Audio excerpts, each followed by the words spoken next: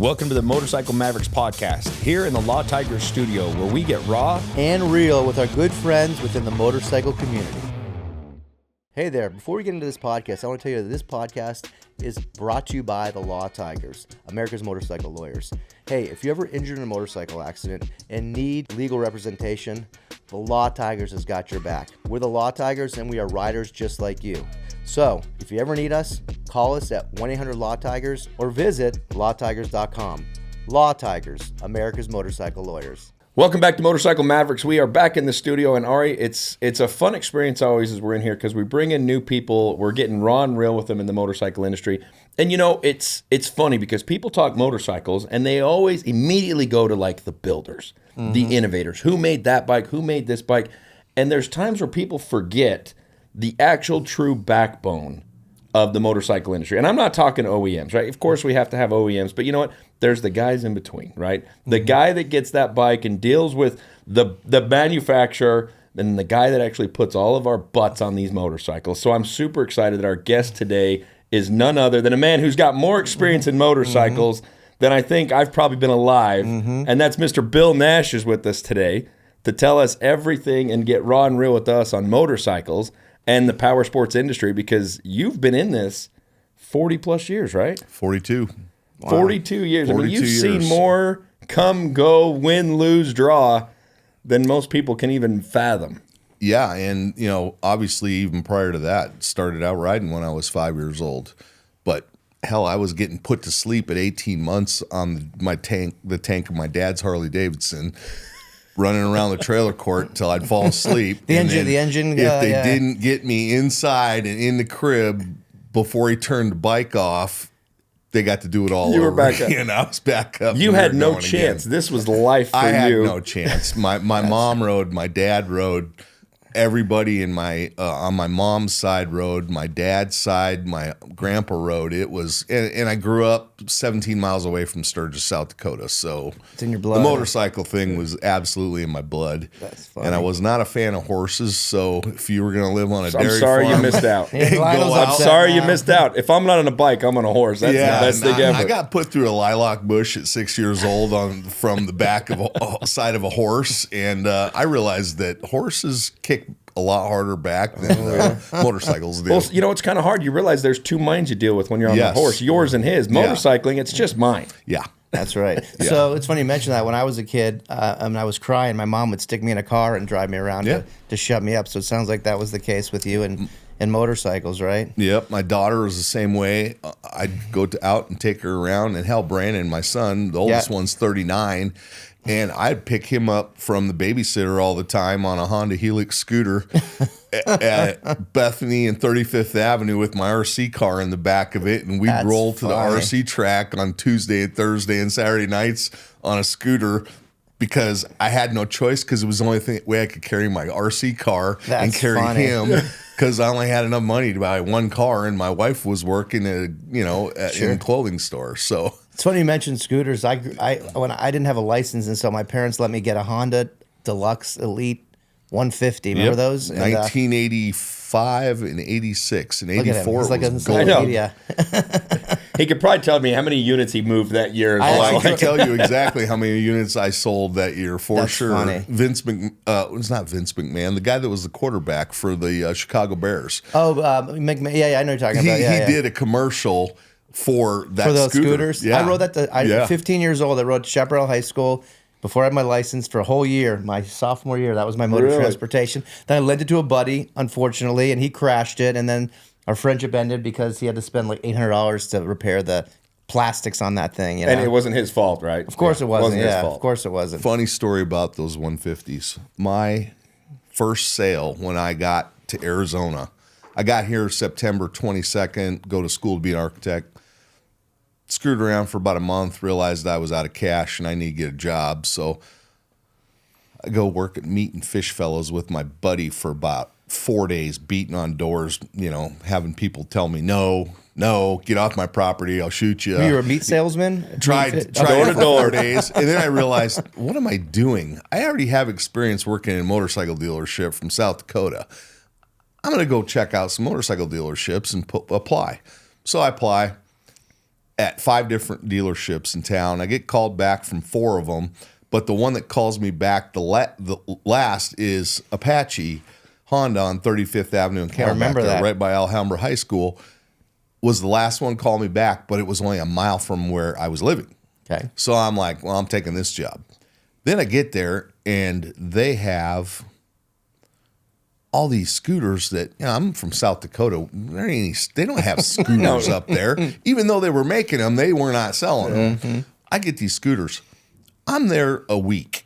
I haven't sold anything.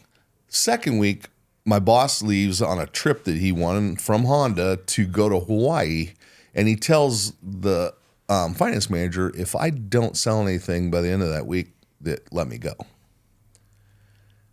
And I'm like, he doesn't tell me this. 2 old boys walk in from South Dakota, farmers, got places in Sun City, and they want something to fart around on. Their wives told them they couldn't buy motorcycles. Well, needless to say, those 2 boys saved my ass, saved my job, and I sold them a couple of CH-150 Deluxes, and they thought they were the coolest cats ever. And I shit you not, the one guy still to this day, he had to have been 50 years old. He is 90, mid-90s right now, still lives out there. Damn. I still get a phone call from him once to twice a month just to shoot shit, see how I'm doing. That's awesome. So when did you find out that you would have been fired had you not sold something? When he got back, a nice hearty handshake. Congratulations. We're glad you're still here. He basically said, you're lucky you sold something because otherwise you had to go bye-bye. That's funny. So let's go back farther because you mentioned South Dakota before we started. You talking about that. Tell us about how you grew up, where you grew up, and your progression because you obviously own. Is it 3 dealerships now? Got 4. 4 now. Currently. Okay. So let's go back. We'll work our way that way, but let's start with the beginning and where you grew up and whatnot. Yeah, grew up in Blackhawk, South Dakota, halfway between Rapid City and Sturgis, which, Sturgis is the mecca of all motorcycles. And just that's what I did every weekend. We went riding, camping, and fishing. I didn't care about sports. My mom and dad were like, if you want to do this, cool. But if you do this, then we're not doing this. Yeah. I was all about the motorcycle thing. And by the time I think I got done living in South Dakota, probably 50 of my friends were riding. So I was a salesman by the time I was 5 years old, whether I knew it or not, because every kid that moved to Blackhawk ended up getting a dirt bike. We had our own motocross track. My uncle had an excavation company, so I had access to you were cutting new tracks all the time. My dad ran the repair shop, so I had takeoff tires. I mean, we had a 2.1 mile Grand Prix track, basically, with a backwards falling 22 starting gate legit motocross track that was literally across the road from my house. Did you want to become at some point a motocross guy or a racer? Ironically, there wasn't really any real motocross bikes at that point that I knew of because I was not going to the races. Right. One of my little buddies, Steve Pression's got this cool little MX-80. All of a sudden, he shows up one day with this 1977 YZ-80 and just stomps my ass on my 175. And I'm like, what is this? A week later, I had a 1976 YZ 125. And about a month after that, I had a 77, and then it was a 79, and then I started working at Rice Cycle in 83, which was one of my really good friends, Wade, from school, and bought a brand new 82 RM 125. I love that bike. I had started going out and racing motocross and started having a really good time doing that and raced for 6 years while I was there, bought a 3-wheeler in 83, a 200X, and spent a stupid amount of money making it go fast just to try and prove that it could be better than an ATC 250R. I had a 250R. Was cool until the 85 came out with the brand new water-cooled motor, and then it was game over. I don't care how much money you threw at a 200X. You were not beating it. I think mine was an 85, actually. Yeah, 85. Yeah. So I did that and literally sold everything to move to Arizona. And why Arizona? Why'd you see them pick up and leave? Funny. I went to my buddy's birthday, which is December 25th, Christmas Day. Okay. They never celebrated. Anyway, so we go out the day after Christmas. We had a week of like 10 below zero weather with 30, 40 mile an hour winds. Standard winter in South Dakota, right? Yeah, except for this time we run out of gas about a quarter mile away from the nearest house on the way home because I'm like, dude, you need to put some gas in this thing. He didn't. We ran out. Oh, no. We end up walking to this house, which I know. This guy's name's Clarence. He's the guy who used to milk cows on our dairy farm that I lived on. He's got dementia. And it's about 2:30 in the morning. We're beating on his door. Okay. He shows up and stuffs a shotgun in our face at the front door. And I'm like, hey, remember me? It's Billy. Come on. You've known me forever, man. He don't remember me. Thank God his wife did. Oh, my God. She walked over and pushes the gun down and says, get in here before you guys freeze to death. You know, we're out there just called my dad the next morning. Had him come pick me up. Go to work.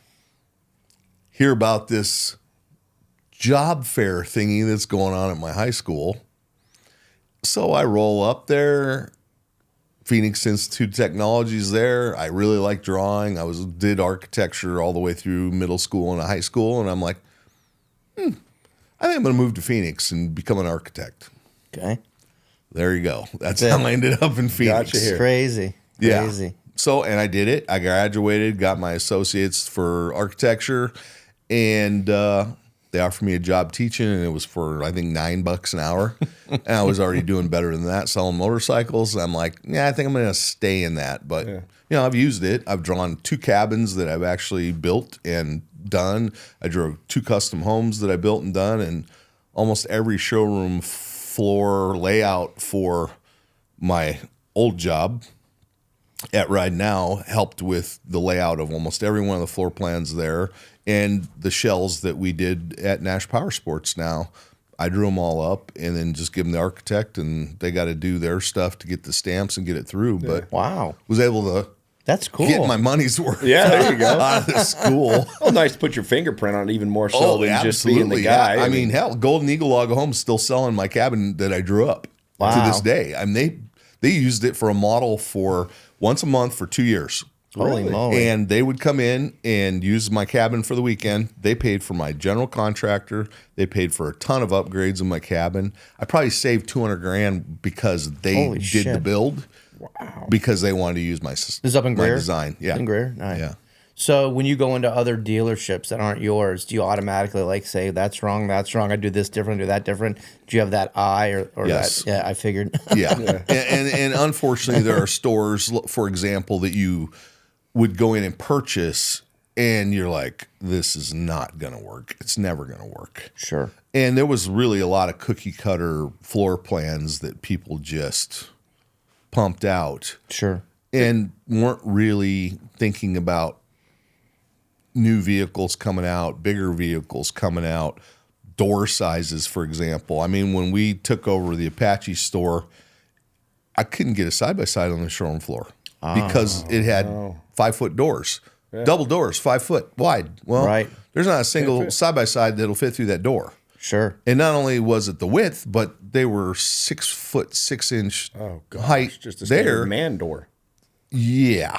So we would literally have to take the wheels off of the vehicle, roll it in on jacks. Oh my God. On dollies, and then put the wheels back on it. That's a nice selling factor to your client. Yeah, we'll have it ready for 4 Especially hours. when you sell that one at 7 o'clock at night, And he wants to go home and with he it. wants to go home with it because he lives 3 hours from here. Did it ever get retrofit, I assume, at some point? Yeah, it's called the new building on 7th Avenue and I-17 that actually will accommodate a side-by-side. But it's funny you bring that up because there's actually like a psychology of store design traffic and retail flow and all that I mean, stuff. everything. It's 100%. not just, especially in the power sports. You can't just throw units on the floor and go happy birthday. No, there was a guy named Jim Rasmus that we used for years when I was at Ride Now to work on those designs for traffic flow and where your hot spots were in the stores and everything else. And there's definitely a science to it, you know. And then obviously Harley, when they first started, was Clark. I think the guy's name was Clark Ritchie, and there was another guy after that. And you literally sat down and they said, "No, this is how you're doing your store." Yeah. No choice. Yeah, it's like Wasn't really much option in right, it. Yeah. right. Interesting. So let's go back. So you were at Apache. What happens after You that? know, I stayed at Apache for almost 8 years. The boss, Bob, was one of the coolest guys ever. Helped me fund the down payment for my first house. Nice. Oh, that's cool. Yeah. I mean, literally, I took out a loan against my 401k through there to get my down payment to do my first house. Nice. But he wouldn't expand. And I was a sales manager. He was the GM. He wasn't moving. He wasn't going anywhere. And he didn't want to open any other stores. So 93 rolls around. I get an opportunity to be a general manager at Metro Motorsports. And that was with my old sales manager that originally hired me in 85 at Apache. And I jumped on it. And man, from that point on, they had 2 stores, Town and Country and Metro. We exploded. I mean, I was there until 2017 and went from being a GM to a sales and finance director to the operations director, and left there when I was the COO, Right. and overseeing 39 dealerships and about 2,000 employees. Wow. So, and those stores were all over the United States, and it was Harley and import and everything. And in the meantime, you know, I bought a Harley store in Bend, Oregon in 2011. Been there, yeah. Had a store in Santa Fe, the Harley store there. Was one of the owners in the Harley store in Tucson. Built SRL for there on the east side of town. Had the SRL in Sierra Vista, the T-shirt shop in Tombstone. You know, I love anything and everything about bikes. Off-road passion's probably a little bit more than the on-road side of things, just because that's what I grew up doing. Sure. Yeah. You know, and I raced motocross for a long time. Then I started racing side-by-sides here. It's just one of those things that it's in my blood. Yeah. You know, I went up this weekend to Greer and froze my butt off, but I was on my new Yamaha RMAX 4 that I'd put a cool cage on and big wheels and tires. 40 degrees with 40-mile-an-hour winds, freezing my ass off in that thing. But you know what? I saw a herd of about 50 elk. I ran into about 15, 20 bighorn sheep. I saw antelope. That's stuff you don't see running around in a vehicle unless it's during hunting season. Sure. And, you know, that's an everyday occurrence up there for me. That's it. So you have a place up there still? Yeah. Great. Yeah, Okay. I sold the old one in 18. Okay. Only house I've ever sold that I actually shed a tear. And I needed it to do the build out at my Phoenix location for the interior. That's funny. I had to shit $570,000, and it was either get a loan and do it or come up with the cash. So I sold the thing and come up with the cash and did it that way instead. And you know what? COVID rolled around. I'm like, things were really good during COVID if you were a power sports dealer. Oh, hell yeah. Everybody went dog It crazy. wasn't what's your best out the door price anymore. It was, do you have this in stock and can I come buy it today? Because Exactly. everybody was on vacation. Right, right. And that gave me an opportunity to go buy another cabin in Greer. So that's what I did. I sold my cabin in Munns Park to fund this building. Yeah. Actually, and I sold probably like you at the peak of the market, did very well. But sometimes you got to give up certain things to grow and evolve, right? And move When to the it next comes chapter. to wood, you can replace it. 100%. You know, and I replaced it and then some. Of course you Actually did. ended up with a place up there that used to be an old ski resort called Amberon that was just a pommel lift. Okay. And I got 2 little halves of the old ski runs. So I got grandkids that got amazing private place to go. Oh my ski. God. That's Either awesome. they can snowboard down it, but it's more fun with sleds. That's I awesome. haul them to the top of the hill with the side-by-side, Oh, that's dump cool. them off. They rip down and Pick him up at the pick bottom. them up the bottom and roll back up the hill again. And it backs right up the National Forest, so it's really That's cool. cool. How many grandkids you have? 6. 6. Wow. Yeah. You like being a grandfather? I love being a grandfather. I mean, Everybody says that. Yeah. Everybody Yeah. says it. it's so different. You get all the fun and very little of the other side of it. Well, I'll tell you, It's like having someone else's dog. You get to babysit the dog and then let it go. Yeah. Well, it's funny because I look at like my parents. So I've got 3 boys, right? And I watch my father, my mother interact with my kids, and I'm like, who are these people? Exactly. That is not my father. Right. That is not my mother. Yep. Like, this is ridiculous. I watch my son. My oldest son's 12, and he's into that mindset right now of, I want to learn, I want a mechanical, I want a this, I want a that. And my father is a mechanic by trade. So he's always teaching him and everything else. I'm like, you never taught me that. Yeah. Like, I had to learn that myself. Or, you know, the infamous getting screamed at because I'm not holding the flashlight right. Yep. Oh, no, my son can't hold the flashlight wrong. It don't matter. The flashlight's on the ceiling. You're doing a great job, buddy. Appreciate it. I'm like, bull, you would have drop kicked me and thrown the helmet at me if I was that way. And he's like, let's go get ice cream afterwards. I'm like, what are you talking about, you grandfathers? My dad, it's hilarious seeing him around the great grandkids, you know, and it is different because, in my opinion, as a father, you're there to teach your kid how to not be a screw up, Right. Yes. and be a good adult. Amen. Right. And that's As a a job. grandfather, I just get to go out and have a good time with them and kind of actually try to undo some of the stuff that they're doing over there and let them tear it up and have some fun, you Grandpa know? Bill, the bad influence. Oh, there's no doubt about that. And you have all the best toys. I mean, I wish I was if I could be anyone's grandkid, it would be Oh, man. him Yeah. because of all the cool shit he had. You have always the newest, coolest shit. Well, and that's the whole thing about being in this industry, you Yeah. know? You just keep getting different things and new things. Sure. And you just Well, you can always justify it. How do you sell it if you don't know it? Exactly. I've always said that to myself. And honestly, I got a buddy who's got over 50 bikes. 50. And he does not sell one to buy another. He just buys another one. Jeez. And I mean, it amazes me, but I look at all the headache that is Right. of taking care of all those maintenance things. And they're an emotional attachment for him. Right. Yeah. They are. And Yeah. they've never been that to me. Yeah. You know, and I think a lot of that has to do with growing up on a farm. Oh, yeah. You got used to something where you liked something and it was gone. You know, you raised cattle because they were there to feed people. They had It's a purpose. means to an end. They had yeah. a purpose. Yeah. And I feel the same way with these. These things have a purpose. Sure. Go out, entertain you, or help you with work, or help you, you know, whatever you're doing, and then move on to the next one. Well, you also have the ability to buy at a certain price and sell. So I assume you're not taking a huge Hell, loss, I don't are even you? buy it. I just throw a dealer plate on it and go I was right. going to say, So, I'm yeah, over here yeah. justifying going, okay, I Yeah, want a new side-by-side, but it's going to cost me how Yeah. much? Yeah. I always say that side-by-sides cost me about $10 million. Yeah, there you go. You've paid it over 10 times. So I still have the same side by side I bought from you guys in the garage over there. I got great use out of it the first like 4 years up in Munns. Yeah, but you sold the cabin, and then all of a Sold the sudden cabin, you don't go ride it So my anymore. wife's like, "Why don't you sell that thing?" And I'm like, "I might sell it, but I'm going to probably buy a 2-seater instead because that new the Mav Can-Am Rs. is a ripper." So every time I'd see Bill before I bought him, I'm going to buy one, I promise. So finally, after about 3 or 4 years, bought one, and I love the shit out of it. My only regret is I should have got a 2-seater. That's the only thing. But I love the 4-seater, but the 2-seater would have been more versatile for my purpose. Because I don't bring a lot of people in the back seats. It's you know? more fun. More fun, yeah, more fun, especially in the dunes.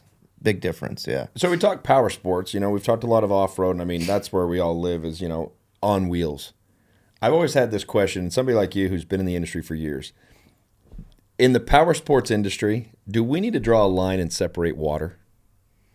I get that it all falls in the same, but I don't see a lot, and maybe it's just me because I'm not in your position, but is there that much of a carryover if guys are on their side-by-side, summer hits, they're putting out the wave runners and they're going. Or snowmobiles Or, even, or right? sleds. Or is there actually a division where sledders are sledders, water is water, dirt is dirt, and we all don't cross the streams? Myself, I cross the streams.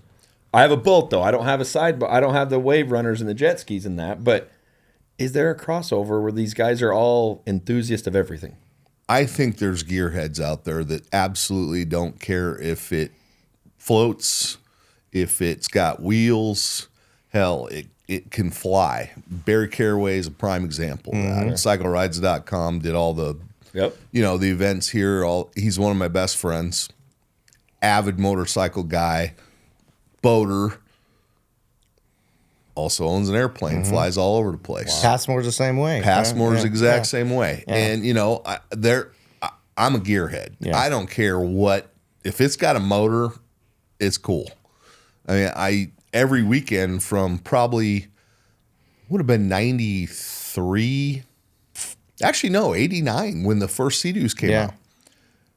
I was at the lake every weekend between Memorial Day and Labor Day doing demos for customers.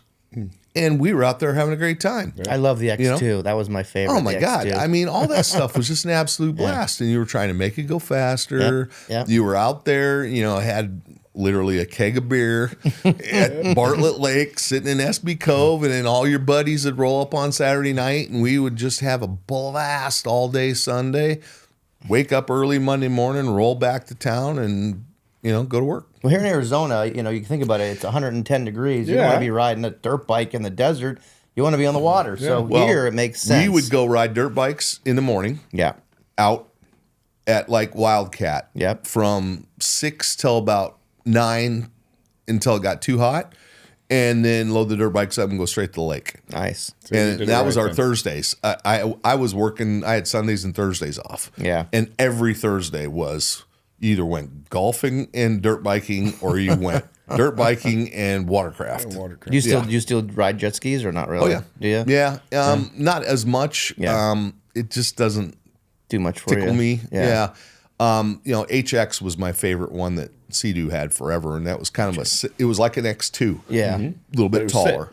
Loved that thing. Yeah. And there's not a lot of that excitement out there other than a stand-up now. Yeah, I but grew the up on new the 550s. stand-ups Oh are man, so those much. 4-stroke stand-ups are nuts, Dude, that 1600cc, you can stand in the tray. I can actually stay up on it and not look like an idiot. Makes a big difference. Sure. But slapping that water at 55, 60 miles an doesn't- hour. Where's you? I was actually at hurts. Lake. I was at what's the big lake? Not Pleasant. Powell. And my buddy's dad had a 550 and an X2, and we were staying out on one of the big houseboats, and we're cruising, and I cross his way, crash. He goes over me, slashes my head. I got to get stitches. But I was a trooper, and I got back on 2 days later. But they're dangerous. I'll tell you, I've had with the stitches in fins, Page yeah. as well. Did Know you? that hospital very well. There you go. There you go. But they're That's an fun amazing units. lake to go have. Oh, my It's gosh. such an amazing lake. Cathedral Canyon and ripping up those things, and the jet skis are just phenomenal. So it's funny. So I've always liked the jet skis, but see, I grew up power sports on a boat. Yeah. Yeah. So we've always been boaters. So it's like, I love the jet ski, but I'm like, when I'm in my boat, get away from me. Yeah. Like, you do you, let me do me. But we do PAL all the time. I mean, my boat is actually registered here in Arizona. Oh, really? Because how often I'm at PAL. Oh, that makes sense. That I Yeah. registered here. It's cheaper Yeah, too. I'm well, sure. it's- isn't it? Oh, yeah. Way. Arizona, I love you for your laws with that stuff. Yeah. Yeah, But- vehicle registrations, they'll get you on that. That's for sure. But at least mine. watercraft's cheap. A little different, Super yeah. cheap. Well, permanent tag on the trailer. I never Yeah. touch that Yeah. again. I mean, it just That's it true. works. That's but true. So let's go back. So when you were working for those two dealerships, did Ride Now own those at the time, or did they acquire them? For When you were managing the yeah, no, it was Bill Coulter and Mark Tack. Okay. Were the owners of Metro and Town and Country. so they hired you then, right?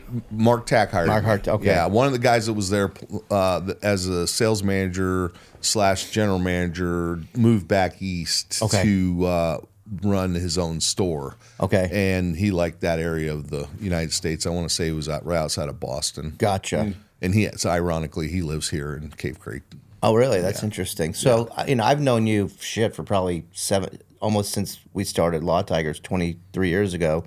I remember you'd have those massive events out there at the baseball field. Yep. Remember that? The Yeah, big Tempe sales? Diablo Stadium. Yeah, and I was like, how do I get in with this guy? I'm like, I'm just going to offer to buy pizzas for him. So we bought pizza. A lot of Yeah, a lot of pizzas. Dude, And, we were yeah. selling 300 units in a weekend. I know, that was out amazing. there. Wow. Yeah. But that was like my Yeah. first so we're time. talking what, early 2000s then? It would have been mid 2000s, Okay. like 05, Yeah, 06, yeah, right before the big crash, 07, okay, though. Yeah. right before shit hit the fan in 08. That was Yeah. ugly.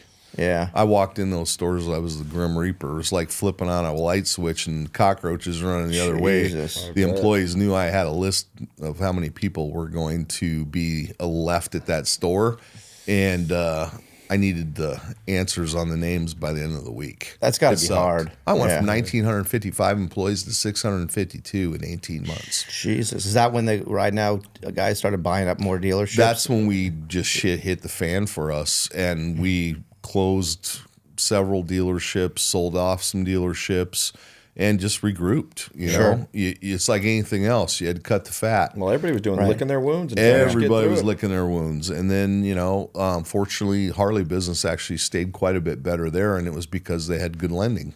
Yes. They'd borrowed like $15 million from Warren Buffett at pretty high interest rate, but it kept their financing going. Yep. And we were selling a lot of people used Harley Davidsons through our import stores on Harley credit. Smart. And, you know, the Polaris Razor had came out, saved our ass. I mean, literally that one model, that Razor 800, I think was almost 40% of our sales in the Arizona and Nevada stores. So how long one was model. how long was it really bad for? 2 years solid. Okay. 08, 09, and then just beginning of 10. What was your I mean, obviously COVID was great, but what about pre-COVID with your ride now? What was your best run? 04, 05, 06, and even the first half of 07. Okay. Borrowed money days. That's easy. Stated income. I mean, They were, yeah, I mean, that's when they were doing, you know, I had a service writer who had 7 houses. You know, That's what led to 08. and no you're looking at him going, wait a minute here. 09, he had 0 Right. houses. So, I mean, that happened. How about post 08? Like when did you guys when were things like really good? Was it mid 2000s? Things were really, really good again. 2012 through 16 were really solid too. So is that kind of the whole thing? The industry kind of has peaks and valleys. Is that what you, There's definitely, I call them the sea. You either have big waves, which means you go way up and then you come way down. And, you know, I prefer the, you know, 10 mile an hour, like that, 10 mile an hour wind program Yeah, where you got a little ups and downs. little wakes, right? Little You know, wakes. but then there's stores where it's seasonal, like my Washington store. Sure. You know, they stomp a mud hole in my stores down here in the summertime because it's stupid hot here. Right. And they got 80 degrees and sunny up there. And they sell a lot more motorcycles than they do side-by-sides just because of the way their property is. Right. Yeah. You know, Right. they don't have as many big trails. I mean, Arizona is the number 2 state in the United States for off-road vehicles as far as ability to go out and enjoy it to ride, and Utah's the first. Yeah, number one. Yeah, Utah's number one. Interesting. Oh my gosh, Yeah, Interesting. and you know, it's just the way it is. Sure. You know, we're like 26th in the United States in on-road motorcycle sales. Arizona is. Really? I didn't But know we're that. number 3 in off-road. I didn't know It's that. a massive difference. Huh. Interesting. You know, but you take like a state like Washington, there's 4% sales of power sports. Here is only 3. So that's 97% of the people aren't even involved in power sports. They may like it, they may think about buying one, but there's only actually 3% ownership. That's nuts. I didn't know So that. I always looked at that as that's 97% opportunity. Yeah. Right. You know, Right. and that's why I always wanted to be at Barrett Jackson, or I wanted to be at all these other shows where there were a ton of people Like-minded. and possibilities, Right. versus waiting for the guy to walk in through the showroom floor at a motorcycle dealership. Sure. You're there. I mean, I just saw you there. Shit. I Yeah, saw you no. there. And I'm walking around and I'm like, there's Bill selling at his display. No, Yeah, yeah. that stuff to me that's where you get excitement level. You Right. get people that are like, good God. I mean, I got a guy that I just sold a rig to from last year. He's in his early 60s. Nice. Now, he's got a rig. His son's got a rig. Their cousin just bought a rig from us. Their nephew's got a rig. I mean, all in the last 12 months, all Just from because one- of yeah. one guy One sale. That's awesome. that had been not doing it forever because he was doing other things with his life. So they've approached me actually about doing something out there, you know, and I'm on the fence because, you know, we're very niche. But I'm like the eyeballs and the number of people that go there, it gets you a lot of brand awareness and visibility. So I haven't talked to Lana about it yet, but the thing is you got to be out there for 10 fucking days. That's That- a lot of time. I love the October one because it was only 4 days. That's right. I did. Yeah. And I was there and loved it. The 10-day one's brutal. Yeah. My feet don't like it at all. So you do every day you're there? I was there 8 out of the 10 Wow. days. I Good for didn't do Tuesday and Wednesday, even though I was there, but I loved watching all the cars going Right, by right, that were right. the inexpensive, where, you know, they made sense to me. You bought some stuff? No. Yeah, I've yet to buy anything Yeah, there. yeah. I have known Craig Jackson forever. Sure. But I just, it's not my jam. Not your jam, yeah. I like to buy something and build it up and Sure. make it cool versus just buying it and Leave it alone. already done. Yeah. So let's talk. Oh, you have a question? I was just saying, yeah, you brought up the fact that razor saved you. Yeah. Like that was the key cornerstone In of it all. Arizona, I guarantee you that was literally that one model at 10 grand, because by the time we got done with most of them, they were 20, 25 because of all the accessories that everybody wanted on them. Yeah. Suspension. They were the new Harley Davidson. Yeah. You bought it, you put a cage on it, you put bumpers on it, you put wheels and tires on it, you put better suspension on it, you put a big stereo on it. It was a blank canvas that we had an opportunity to just have a blast with. I can attest to the add-ons, by the way.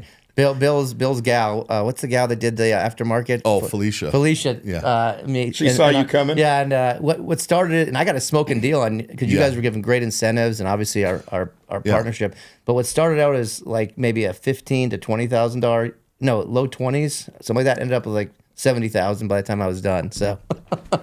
Well done, sir. Well done. Hey, I can tell you that I don't leave anything stock. I can't even tell you. So has that trend continued? I mean, now that everyone's piling in on the side-by-side world, is that wave still growing and continuing, or it is dropping? But the cars are getting to the point where they're so expensive now that I think there's a longer ownership window for each one than there was before. Before it was probably 24 months, maybe 36 months.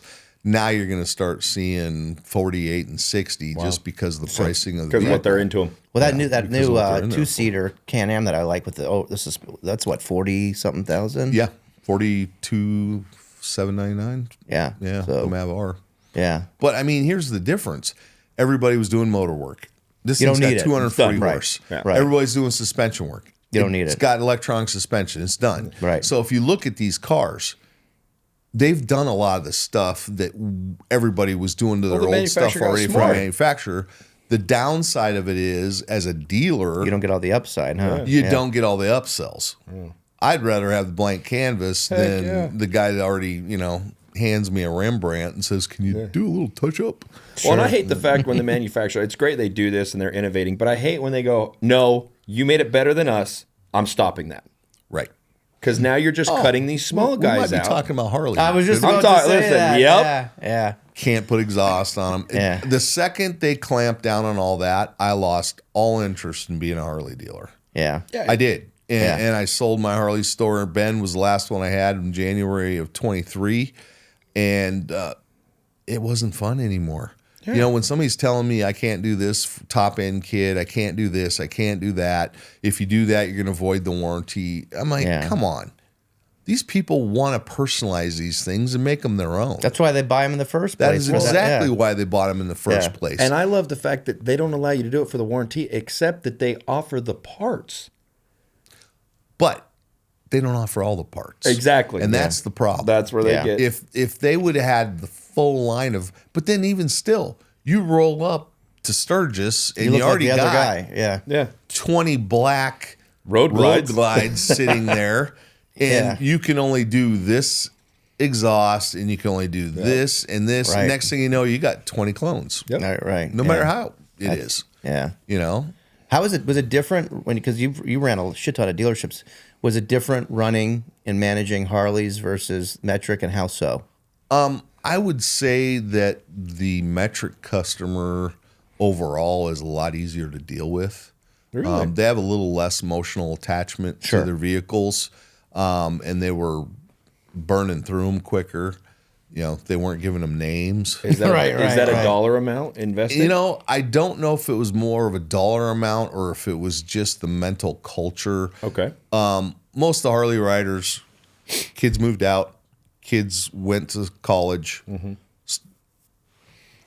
and all of a sudden they had a bunch of free time on their hands. They're not at soccer games anymore. They're not soccer games anymore. Like I said, if I played baseball for a couple of years, and literally the second we were done with our baseball game on Saturday, we were jumping in a truck and pulling the trailer, and we were going up the woods to go camping and riding. Yeah. Now these guys it was all about planning trips. Yeah. But then they're aging out. So when they start aging out, they start getting more frugal. They start having grandkids. Next thing you know, they got to find something else to do. So the Harley goes bye-bye. So that window of opportunity as a Harley owner is probably from about your late 40s, maybe early 50s, depending on how early you started popping out kids, to I can't hold the bike up anymore comfortably. My wife doesn't like going on the back of it with me anymore, and she's mad at me when I take off and go do it without her. Right. Our number one trade-in on side-by-sides for a long time was another side-by-side, but close number 2 was a Harley. Really? Yeah. I can't tell you how many people got out of Harleys and into side-by-sides. But that helped you on the side-by-side business, It right? helped Now us you have a whole new customer tremendously base, because right? Yeah. I had a nice used Harley that was usually really tricked out to sell, and then I knew that guy was obviously going to do the same thing with the side-by-side because he'd already done it with a Harley who knows how many times. So absolutely. I mean, we don't call them Chrome consultants in the import stores. We call them Nasty Customs. I like that. Yeah, I remember that. Yeah. Those guys, they crank. Yeah. They're averaging probably 10, 15 grand on a side-by-side if they get an opportunity to sit down with a customer. It's the same thing. That's crazy. How about dealing with the manufacturer, Harley versus the metric? How's that different? It depends. Every one of them's got their pros and cons, and it's all about the people they hire. Sure. I mean, I got manufacturers that I'm not really hip on, but their reps phenomenal, jumps through hoops for you. He's there to take care of you.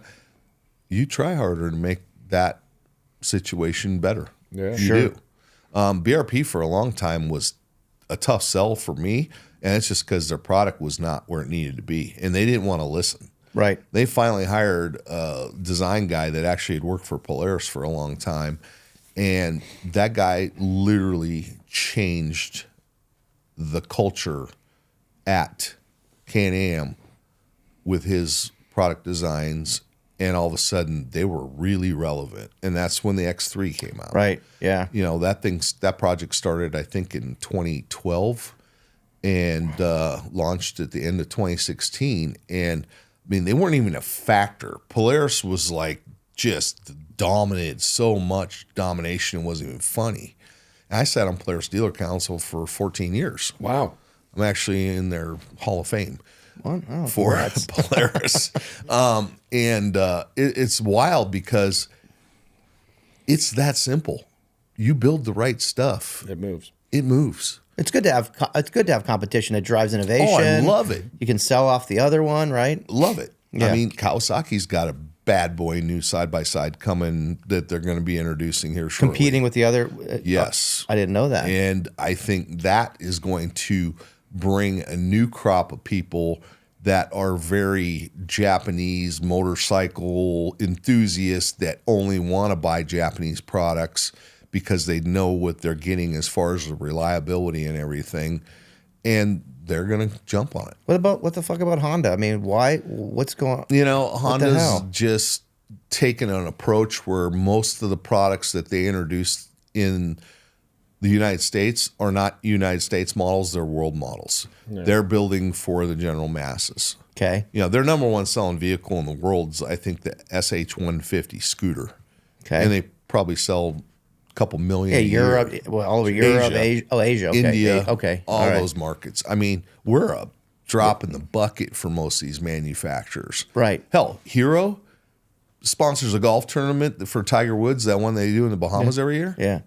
They build a whole lot of scooters that people have no idea they even exist in the United States. When you go to these big... Everywhere else in the world, though, they sell massive when you go to these amounts cities that are congested, no parking, whether it's Europe, Asia, and that's all you see is scooters. Barcelona, Spain, 1 out of 3 people own a scooter. Right. Wow. Yeah. So 33% of the population rides a scooter out of necessity. Right. And there's other countries where 70-80% of the people are on a scooter because it's what they can afford. Do you ever see those heat? They put those blankets around them. You ever see that? They deck so you don't get. They run snow, rain, doesn't matter, right? I got a choice. I got a place in Puerto Vallarta, and I could tell you every delivery service down there is on an XR 150 or a 190. Yep.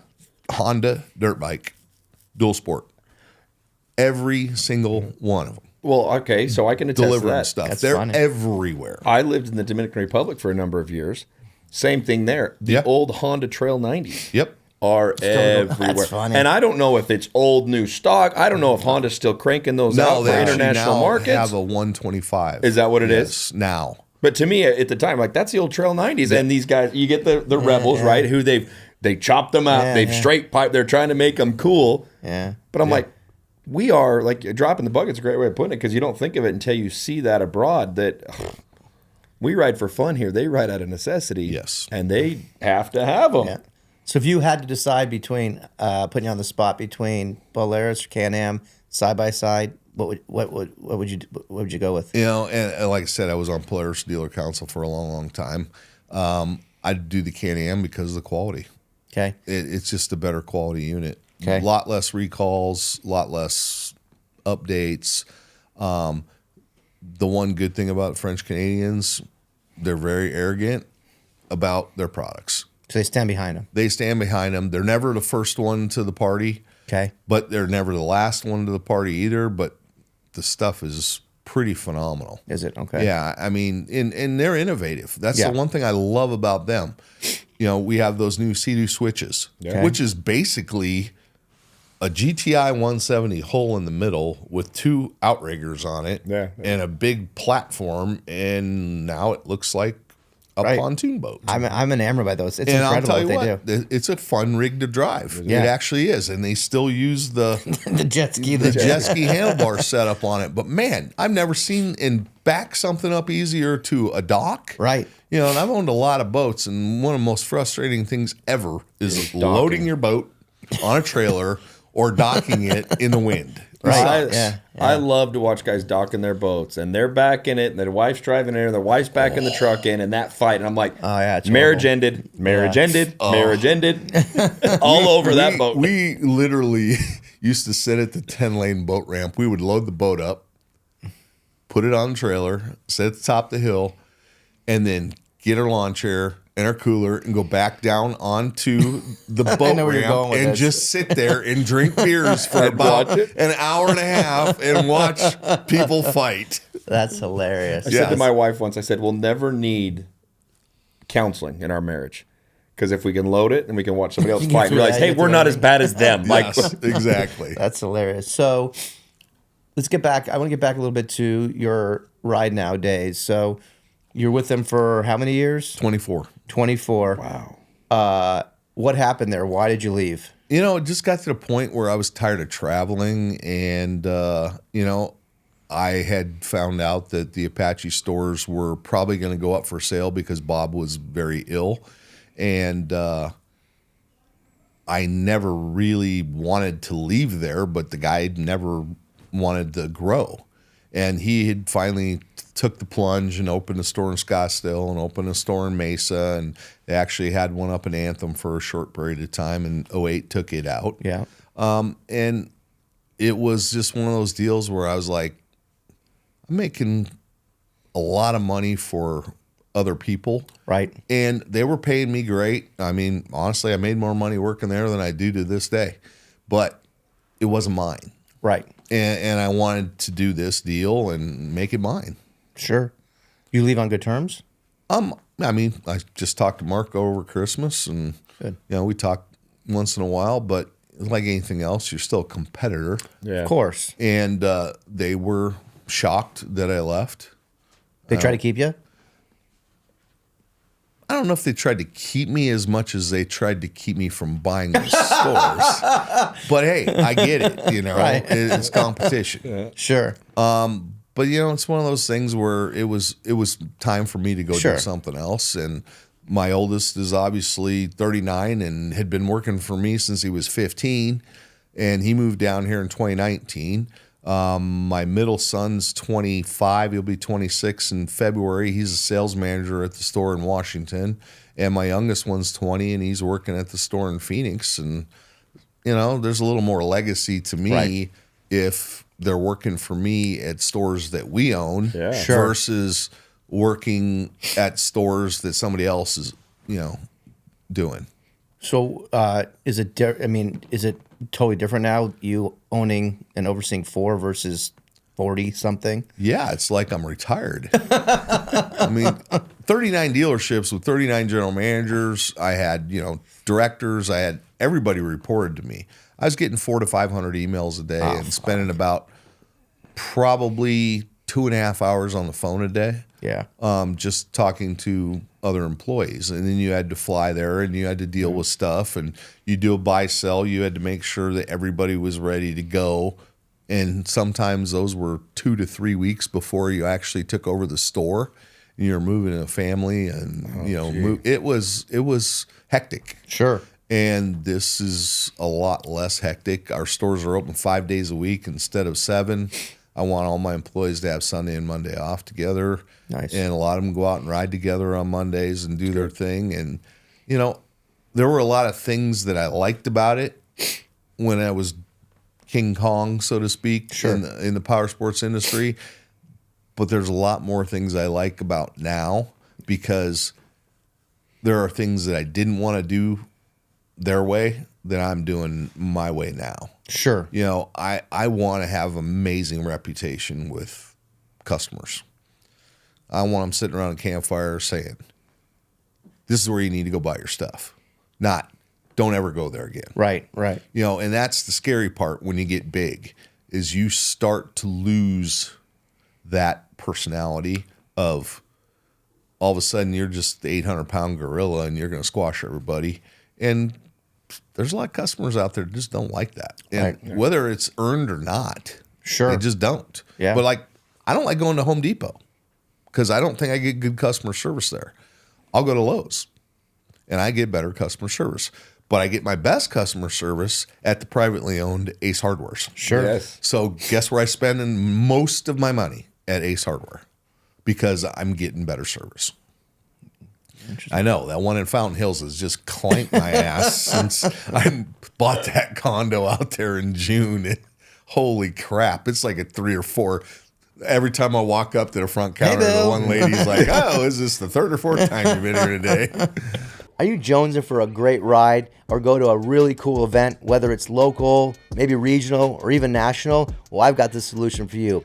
At Law Tigers, we provide resources such as where all these events are taking place. It gets updated regularly with all the latest and greatest events, and I'm sure there's some that you would want to go to definitely. So if you're looking for that great ride or great event, visit lawtigers.com/events and check out what's going on in your area or nationally. So you downsize, everything's changing for you, right? Yeah. I mean, I literally got rid of a big bad boy house with an RV garage and in a townhouse half the size. I want to simplify my life right now. I want to spend a lot more time traveling and doing fun things. My dad's 79, can barely walk. I'm not going to be that guy. Right. And I got good people at my stores running them, and I want to go out and have a good time. I got an opportunity this summer. I think I'm going to rent a C-Class motorhome, take a motorcycle with me and a side-by-side with me, and hit as many national parks west of the Mississippi that I can possibly hit. Is your wife down for that? Oh, she's absolutely down for it. And, That's cool. I'm trying to get mine to do that. And she's like, I don't want to be in a motorhome with you all that time. Well, it's going to be a motorhome with me, her, and 3 dogs. So that part I'm not. You realize so those excited Class about, C's are but- nice, though. She can go in the back. There's plenty of room. Yeah. It'd be like you're her private chauffeur. That's true. Yeah. That's true. And I mean, she'll yeah, be driving, she not can go me. back there and take a nap. I'd be falling asleep. She's like, oh, let me take over. Yeah, see, I'm the driver. I can actually go on an 8-day vacation and drive 3,000 miles and be happy about it. Interesting. You see a lot of stuff behind the windshield Yes, you of a do. vehicle that you don't see otherwise. You know, it's Yeah, funny you bring that's that up. true. I've got young boys, right? Yeah. And the technology now, it's very easy to fall back into say, all right, we're taking the road trip. Grab your iPad, grab your Nintendo, make sure they're charged, right? And I realized we're driving along. I'm like, you poor little buggers aren't seeing this stuff. Nothing. And we grew up seeing it, I grew up a cowboy, right? Yep. So imagination's going wild as we're driving through the desert somewhere. I'm like, man, if I was a cowboy riding my horse through this desert with my 6-shooter on my hip, and here's my kids half the time playing a cowboy video game. Rip it out of their hands. Not even understanding that what they can see. And so I'm always that jerk. I'm like, see a bald eagle right there's a bald eagle. There's not a bald eagle. Yeah. Well, what's that? Where's that? I'm like, you guys got to put them down, man. You're missing everything. Did you see that car wreck over there? That guy was dead. What? I missed it. Put the game down. Half the stuff doesn't happen, but. Yeah. Yeah. Yeah, no, we did a trip with my son, actually at high school. His last year of high school. They didn't do the trip because of COVID. See, it was a Europe trip. And so a bunch of people bailed. And the teacher sends this thing out and goes, hey, if you guys want to go on this 14-day European vacation with the schools, we could use a couple extra bodies chaperones to fill the void. And that was the first question I asked. Is this us chaperoning? And she goes, no, you're just going. So it was $5,200. That was breakfast, dinner, airfare, all of our hotel rooms, that's a and bargain, all of our man. transportation for 14 days. Oh, that's wonderful. I'm like, where are we going? All right. And we went to Germany, we went to Austria, we went to Italy, we went to Switzerland. Nice. I had an absolute blast, but the important thing was I was sitting in a bus a lot, looking out the window. I've never seen more waterfalls in my entire life than Switzerland. Beautiful. I've probably never seen more castles in my life than in Switzerland. Yeah. And I started realizing when I'm flying over there and doing these things, you don't see all this stuff. Right. You just don't. And that's one of the things that I get the most out of when I'm out riding the side-by-side. Sure. Is the animals and the views. And I mean, I got a spot in Greer that I go up to off of 409 that's at the very top of a mountain that you can literally see 150 miles in any direction on a clear day. And you couldn't get there any other way. You could get there in a Jeep, but it'd take you 5 times as long as it is. Sure. It's rocky and nasty as hell, and it's a really small area once you get to the very top. But it is so amazing to get up there. That's where I saw the 50-plus head of elk ripping across a big old meadow, and I'm sure I'm the one that jumped them up in the side-by-side and made the noise because they were laying down because it was super windy and they were trying to stay out of the wind. But, it's just that kind of stuff that you miss. Sure.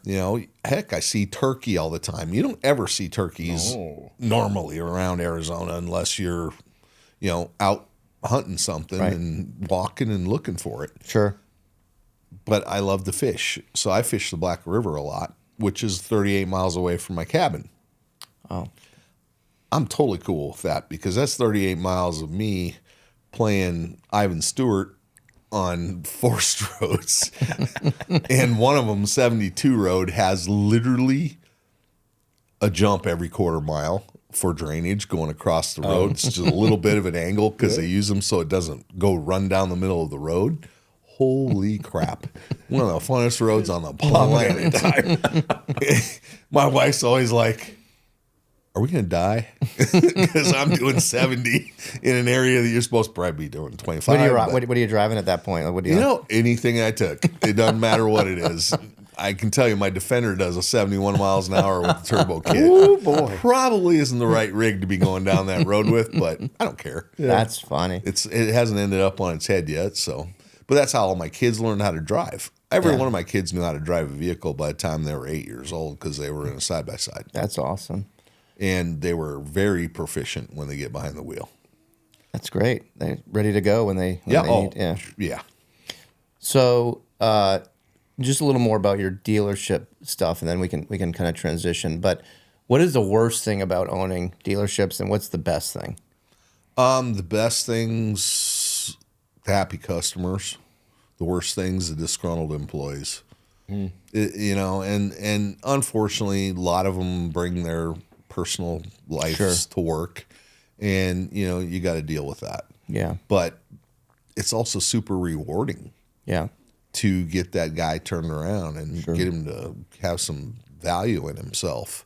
To me, I've created a lot of strong owners and operators in the powersports business over the 40 plus years I've been doing it.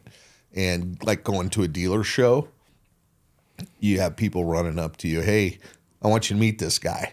and it'll be one of my old employees that's now a minority partner in a Harley store or a minority partner in an import store. He just got done buying his own stores. That's cool. That part of it's just so cool. Do you know when you first meet these guys, when they're first come to work for you, like that guy's got something? Is it evident early on or not? I always was the guy that hired attitude and trained aptitude. Okay, cool. So if you had the right attitude and you were a fighter, you always wanted competitors. If the guy raced, I hate to say it, but there was a lot of times where I'd ask a guy that I was hiring as a salesperson, and I couldn't do it today, but I'd say, hey, you got a girlfriend? And they'd go like, no. That guy's not a closer. They can't put him on the show floor. And ironically enough, I actually had a kid from Minnesota whose two brothers were working for me. Finally, he comes up to me one day at an offsite event. It was one of Andy Myers down there. It was the Sand Show, but when it was down at the Coliseum, he goes, hey, Bill, I want to introduce you to somebody. And a smoking hot little blonde, her name's Inga, comes up and introduces herself. And Mike goes, can I get a job now? That's and awesome. I go, yep, and I can hire her too. Yeah. 2 for 1. She'll outsell you. Oh, I put her at the counter actually at Town and Country as a receptionist. And she was selling as much as all the parts guys were because she was little sweetie pie from literally fresh from Sweden. Oh, wow. Yeah. That's been funny. here for a couple of years. Still had the accent and everything, and holy closer. So these guys that are dealers or owners now that have succeeded, they had that competitive edge. They had that attitude, and they had to give a shit. You right. know? The whole deal of this, be successful in any business, in my opinion, is a trainer replacement. Right. Because if you're not able to do that, it's not going to happen. Sure. I had a sales manager who was a rock star that wanted to be the GM of a store because I took the GM out of that store and moved him across country and gave him ownership. And I asked him who his replacement was, and he told me, I don't know, who do you have lined up? He didn't get the job. He got passed up, and I put somebody else in the job. And he was pissed. And he's somebody that worked for me for a long, long time. And he's actually a GM now. But when I went in to ask him the next time, he had an answer. He had an answer for me. He learned a valuable lesson. And he told me he was so close to quitting because I didn't give him that job that he felt he deserved. But then when he got to working with the guy that was there above him now, who'd been with us for a lot shorter period of time, he realized that this guy had a different outlook on life and how he was going to handle things. And he was all about getting up to the next rung on that ladder and making it happen. Interesting. Chris Rice is running my stores right now for me, overseeing all the stores. And that guy I hired in 1997, went to the World Jet Ski Finals, and my buddy brought him along because he was dating Chris's cousin. Okay. And I'm like, what do you do for work? And he told me he just got out of the Air Force, and he was Two Broke Students Moving Company, him and one of his buddies, Bo Ralphs. And I go, that kind of sucks, doesn't it? He's like, yeah, really bad in the summer. I'm like, well, why are you doing that? He goes, I don't know, it's just something to do until I figure out what I want to do in life. The next day, we went to a bunch of bars that night. The next day, everybody's coming up to me going, where's Chris? Where's Chris? Where's Chris? This guy was leaving an impression everywhere we went with total strangers. And I'm like, at the end of the trip, I'm like, Chris, you're going to work for me. Sure. And within 18 months, he was a GM running a store. Do you think you have a special talent or gift for identifying people that maybe that you see something in? And I just look for people that click with people that can find a common thread, and you can make a connection. Because the quicker you can make that connection with somebody, people like to buy from people they like. And trust. And trust. Right. And I mean, there's people that within 5 minutes, I know. Right. My best buddy, Barrett, met him on a golf course, Greyhawk. Into the first hole, I'm like, this guy's going to be a lifetime friend. Yeah. Right. Right. And a week later, I'm watching his daughter because he's going in to have his second kid, which is his boy. And I'm like, he calls me, he goes, I can't believe I'm calling you, but I only known you for a week. Can you watch my daughter? Because I'm going to the hospital to have a baby. And I'm like, sure, bring her over. That's so cool. I fed her about a pound of guacamole, and then he called me the next day asking me what the hell I fed her, because what was coming out of her wasn't exactly what he was looking for, because he told me she was a picky eater. I'm like, well, I found something she liked. That's hilarious. Yeah, and his boy is 15 now, and he just kicked my ass at Greyhawk. Oh, golfing, yeah. Golfing. Little pecker shooting 76s and 75s already at 15. Wow. Yeah. Damn. Yeah.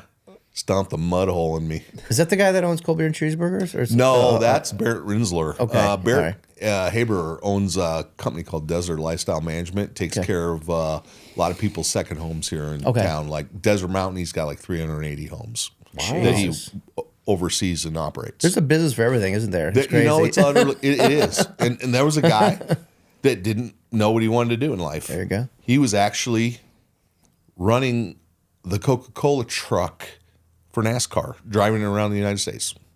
Just having a great time, because he didn't work for his dad as a stockbroker, because that's what his dad did. No, it sounds like he has a very successful management He got company, here and figured out that he really liked this market, but he wanted to figure out what he was going to do for a job. And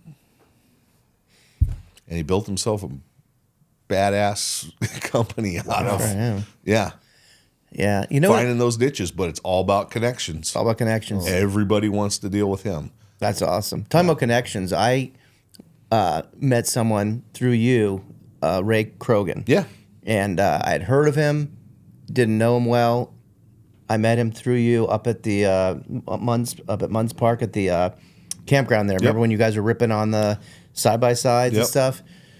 I ended up asking him for his phone number because I'd heard about him, and I always want to meet people that are successful in life, business, and we end up talking. He gives me his number.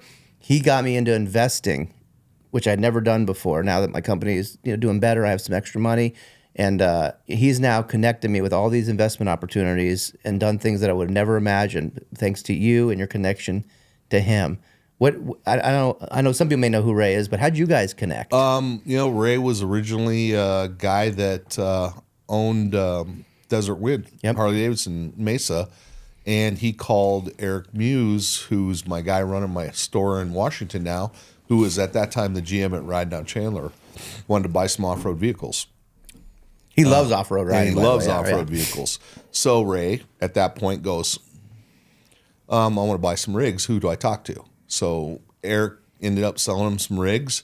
And then, we'd just see each other at the Harley shows and other events. He'd always invite me over to their big deal that they were doing every year during Bike Week. And then actually Ray, I called him when I was moving the Phoenix store and invited him to invest in Nash Powersports. So he's a 19% owner in all of our dealerships. Wonderful. And also probably one of my best customers, because he loves toys. He does all sorts. It don't matter what it is. He's all about it. He downsized like you too. Oh, yeah. And, he's one of those guys who's just got a zest for life and really cool guy. And you'd never know meeting him. Never know. Anything. I mean, he's as mellow as he gets. Right. But he's an awesome partner. Yeah. He told me when he wrote me a check was, I just want to be an owner, Bill. I don't want to be an operator. Yep. Don't make me have to do any work. There you go. Hey, good on him. Yeah. And he's turned me on to a bunch of cool investments. Yeah. He cares. He's another one of those guys that genuinely wants everybody around him to be successful. Yeah. I mean, hell, tequila company with George Strait. I know. I was pissed. A beer I'm like, company. He's in. That was from him meeting him down in Mexico at the golf course, the country golf course, club, down there, and he's invested in a beer company with Crocs, Wallace, Crocs shoes. That was a golf course deal. He told me golf course deal. Yeah. It's utterly amazing, And honestly, I've met majority of my really good friends on a golf course. I love going and playing by myself and getting introduced to new people. Yeah. I wish I never got into golf. That's the one regret I have. I just never got into golf. What do you mean never got in? It's not like you're dead. I know, but I don't know if I have the You're patience. never too old. Well, Yeah. it isn't about patience. It's about just accept your ability and have a good time. You suck now. Yeah. You suck tomorrow. You'll suck I have next friends year. who are obsessed by it, and getting my buddy that used to play professional basketball, and he obsesses over it, and he gets frustrated if he doesn't get better. Because he's good at one thing, he thinks Right. he's going to be good at everything. And you know what? Everybody's got good days and bad days on the golf course. Look at the pros. One day they'll go. shoot 62, and the next day they'll shoot 78. Right. I know. Hey, I just played with Barry and Scott on Tuesday, and they throttled me. And 6 months ago, I was, right there with them every day. Yeah. But I didn't play. I've been redoing a condo and redoing a house in Mexico and had different priorities. So and I hate practicing with a passion. I used to golf back in the day, and I enjoyed it just to be outside. And I knew I sucked. I played baseball for a long time, and you can't get that baseball swing out. At least I can't. I can't get the baseball swing out to go to a golf swing. So I know every time I hook, and it's like, I suck at this. But to get out there, but I didn't like the ritzy. Like, I wanted the one where I could put the little Bluetooth stereo on the cart. I could crank the music, and then I'm you the get same way. you get paired up with somebody, and they're eyeballing you, or they can hear the music from the tee box, and I'm on the green. It just Yeah. No, it's definitely you gotta find the right guys that it clicks with. But I play with Mark Mulder and Kyle Loesch, a couple really good baseball players that are amazing golfers, and they're the same way as your buddy in basketball. They want to. They want to be good at maybe it. it's just a professional athlete thing. It is. They're competitors. Yeah. You want to beat your buddy. Period. Yeah. I don't care what my score is as long as it's one less than you. Exactly. Yeah. So So it sounds like you're not. You have good people in place. So are you not really day to day anymore? Or? No, I'm not. Good for you. I'm actually rolling out of here on Monday to go to Puerto Vallarta, and I'm not coming back till probably the first week of April. Yeah, because we were trying to get you in, and you told me about that. Yeah. Hey, it's real simple. I've been doing this for 42 years, and it's time for me to go enjoy life and not, and I've done a lot of fun things. I guess you don't work a day in your life if you love what you do. Very true. But I'm not going to see Europe or Asia or Africa or the Middle East or any of these other places as if I'm at work all the time. Or if you're like 75 in a walker or a wheelchair, which I never understood. I just took my dad to dinner last night, and got to help him get in a vehicle. Right. Got to help him out of the vehicle, help him up from a chair.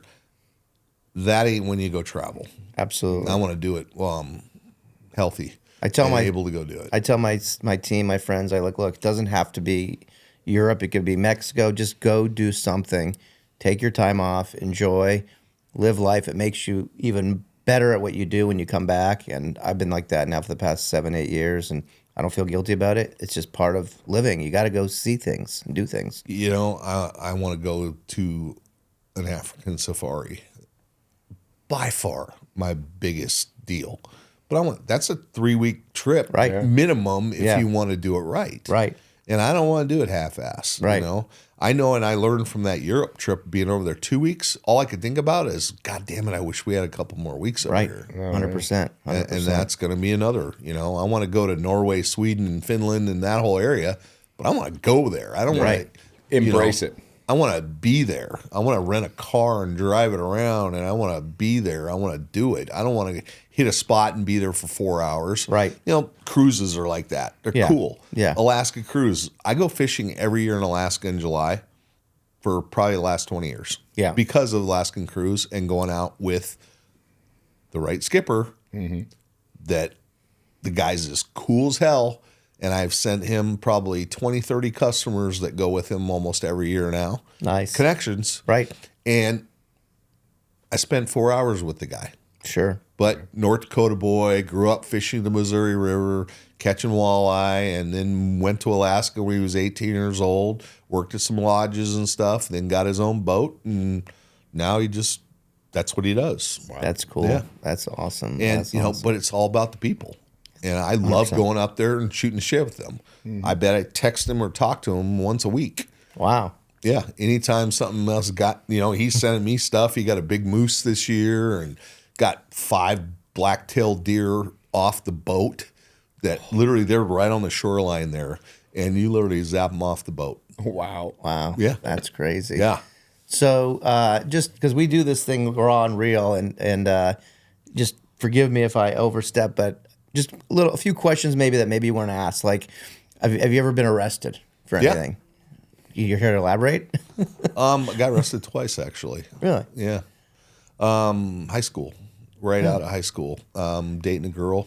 Yeah. Went to a football game after we'd broken up heard she was hanging out with some other guy, and cop had already kicked me out the week before for no trespassing and hauled me in. And then the second time, I went outside of the fence like he told me to, but I didn't go far enough, and he put his hands on me, and I spun around and laid him out, and I got another cop car ride to the... Fortunately, one of my friends that was in my high school class, his dad happened to be the chief police officer, and he came down and said, you don't want to do this again.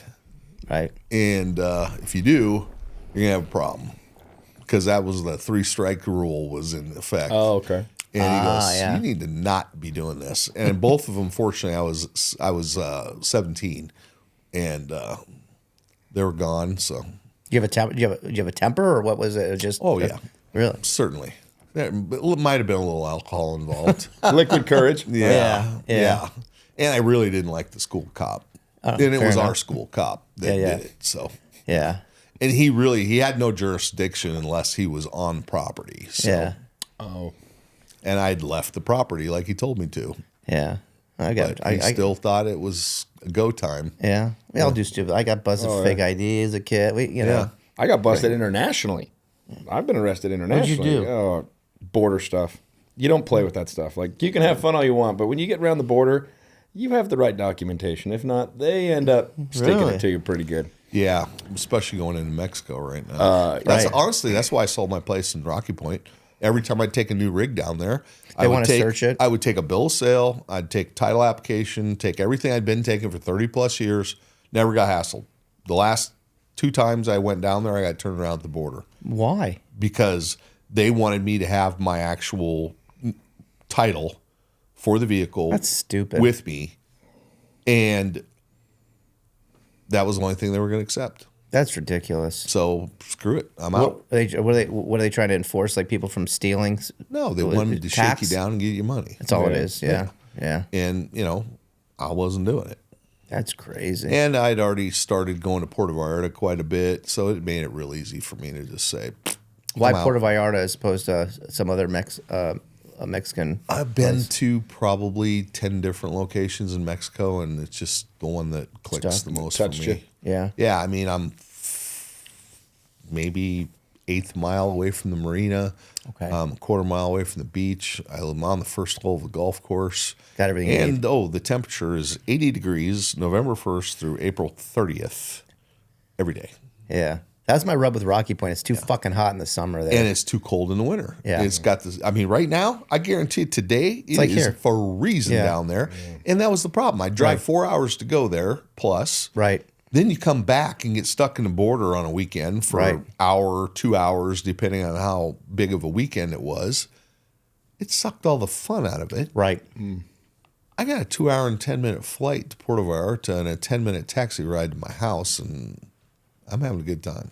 Yeah, it's funny you mention that because I was in Cabo, and the same way, it's too hot, and it's like that's why I didn't look too at hot. Cabo. I love Cabo, but it's too fucking hot in the summer. So is Puerto Vallarta, trust me. Is it? It's 89 degrees and 90% humidity. Yeah. And that just melts me. Yeah. That's why I never liked going to the Florida stores in the summertime.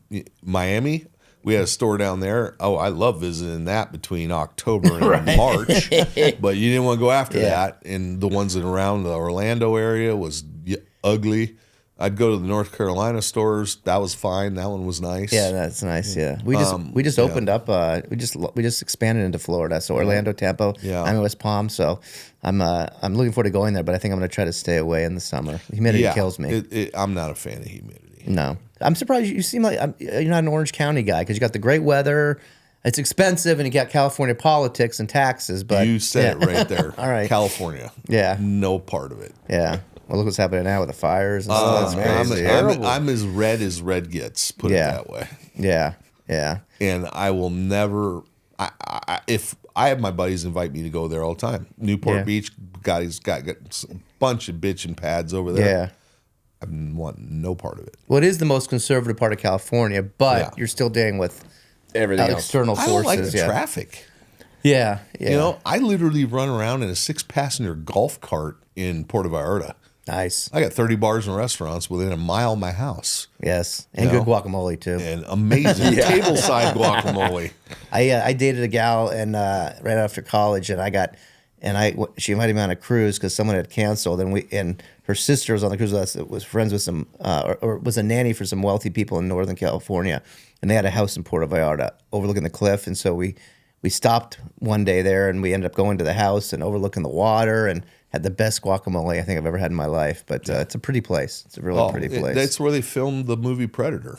Is on that south end of town. Yeah. Really? I didn't know that. Yeah. I didn't know that. Interesting. It's funny how they do all that stuff. You watch these movies and they trick you, right? We went to the North Shore of Hawaii, same thing. Like, oh, Jurassic Park's all filmed here. I'm like, what? Yeah. What are you talking about? Yeah, they were originally actually going to film that in Central America, and that there was some conflict going on at that time, so that's why they ended up moving it to Hawaii. Really? Interesting. Yeah. Are you a religious guy or not really? Not really. No? I'm a karma guy. Fair enough. Fair enough. How about something that maybe about you that What does your wife say about you? Yeah, we were to ask your wife. Tell us about Bill. Yeah, I want to know the behind the story, like behind the closed doors. What does the wife say? You know, depends on the day. I can either be the biggest pain in the ass, or I can be the, apple of her eye. Does she participate with you in the off-road, the golf, and everything? She does not like golf, and I love that. It's your own little thing. That's my deal. She was my co-pilot racing side-by-sides. Cool. Loves to go fast. My wife's the same way. It must be a Latina thing. Loves My wife's the same everything. way. And her mom's the same way. Loves going fast. Her dad's scared shitless to go with me in a car. It's because I think he's just not in control. He's not driving, but they don't care. They're used to being passengers. So Right. How long have you been married? Married Rachel in 2016, so it's just had our 8-year anniversary. Got married in Rocky Point, actually. Cool. I'm sorry, you what? Married in Rocky Point. Oh, congrats. At Bella Serena. Nice. Now, I'm on my third. And last, This is third time's a charm, or 3 strikes you're out. How old are you? How old are you? 59. Yeah, so I mean, you figured it out. Hey, I knocked up my first girl. We had 2 great kids. Second one was a lot of fun, but wasn't much communication. And I traveled a lot, so I wasn't really a great husband because I was building a company. Right. From 2 stores to 39 stores, and that got in the way. Yeah. So, first wife, you were married how long? 9 years. Second? 15. And then you're on 8. 8. And kids from? Well, technically all 3, because I had my first 2 with Denise, third one with Kelly, and Rachel had an 8-year-old son, Nathan, which I adopted him 2 weeks after we got married. Oh, cool. You're super tight with him. I remember he does a lot of stuff with you. Yeah, Yeah, he's the youngest one. Yeah. No, I mean the other ones are adults, so they're doing their own thing. So he's your buddy, huh? Yeah, he's definitely the most active in the riding part of it. He just came home with a slightly used 2024 BMW 1000S. Oh my God. You gotta be careful on that thing. RRM model the other day. You gotta How old be careful. is he? 20. You tell him he needs to be super careful on that. Yeah, that's a widowmaker there. He negotiated an amazingly good deal on it. A guy bought it and he was 60 plus years old. It was uncomfortable. He traded his MT-09S and $6,000 for this bike. So he's in this bike for about $15,000. Wow. It's $24,000. Right, right. And I'm like, I was super proud of the fact Yeah. that we yeah. got a deal together. But I'm like, dude, what were you thinking? Chip This off the old bike block. is freaking insane. Yeah. I mean, it's like he's at the pinnacle. He's at the top of Mount Everest with sport bikes. Yeah. And I'm like, hopefully his back gets sore in a very short period of time, because he come home the other day with his 360 video from him going to Bartlett Lake and back. Yeah, yeah. He's dumbass is showing my wife Oh, God. sitting on the couch, and the first thing she says when he walks away is, how are we going to get him to get rid of this Yeah. bike? And I'm like, you know what? I don't know what to tell him. I mean, I can't be a hypocrite. I sell No. this You stuff do it. for a living. I've been doing it forever. And Has he ever done a track day? no, he hasn't. I would tell him to do a track And I day. actually talked to him the other day about signing up and taking that advanced class with Ron. Yeah. Out there and learning that, because the one thing that kid can drive.